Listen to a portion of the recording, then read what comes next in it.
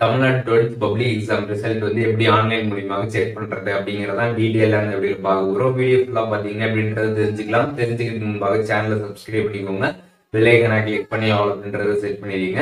Just ஸ்கிரீன்ல தெரியுது அப்படியே வந்து உங்களோட போன்ல ஏதாச்சும் ஒரு ப்ரௌசர்ல வந்து டைப் பண்ணி சர்ச் பண்ணிக்கோங்க. சர்ச் பண்ணவே ஃபர்ஸ்டே பாத்தீங்கன்னா வந்து வெப்சைட் வந்து வரும். அந்த வெப்சைட் நீங்க கிளிக் பண்ணிடுங்க. கிளிக் பண்ணாமே அதுல பாத்தீங்கன்னா ரிசல்ட்ஸ் அப்படின்னு ஒரு ஆப்ஷன் கொடுத்துருப்பாங்க. அந்த ஆப்ஷன் கிளிக் பண்ணாமே டிஎன் ரிசல்ட் அப்படின்னு ஒரு வெப்சைட் இருக்கும்.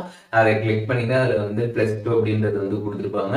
அதை கிளிக் பண்ணிட்டு ரெஜிஸ்ட்ரேஷன் நம்பரை நீங்க வந்து என்டர் பண்ணணும். அதுக்கப்புறம் உங்களோட டேட் ஆஃப் பர்த் என்டர் பண்ணிட்டு கெட் மார்க்ஸ் கொடுத்து உங்களோட ரிசல்ட் என்ன அப்படின்றத நீங்க வந்து தெரிஞ்சுக்க முடியும்.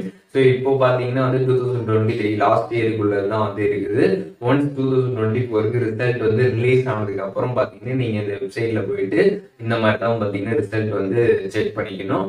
அண்ட் வந்து இதுக்கு ஒரு ஆப்புமே பாத்தீங்கன்னா வந்து அவைலபிளா வந்து இருக்குது. பிளே ஸ்டோர்ல பாத்தீங்கன்னா வந்து ஆப் இருக்குது. அந்த ஆப்போட நேம் பாத்தீங்கன்னா நான் ஸ்கிரீன்ல வந்து போடுறேன் பாத்துக்கோங்க. ஸோ இந்த ஒரு ஆப் நீங்க வந்து இன்ஸ்டால் பண்ணிட்டு அதுல வியூ கொடுத்துட்டு அதுல 12th நீங்க கிளிக் பண்ணிட்டு அதுக்கப்புறம் பாத்தீங்கன்னா வந்து டீடைல்ஸ் உங்களோட registration number date of birth இந்த டீடைல்ஸ்லாம் என்டர் பண்ணிட்டு சப்மிட் கொடுத்துட்டு உங்களோட ரிசல்ட்டை நீங்க இதுலயும் வந்து செக் பண்ணிக்க முடியும்.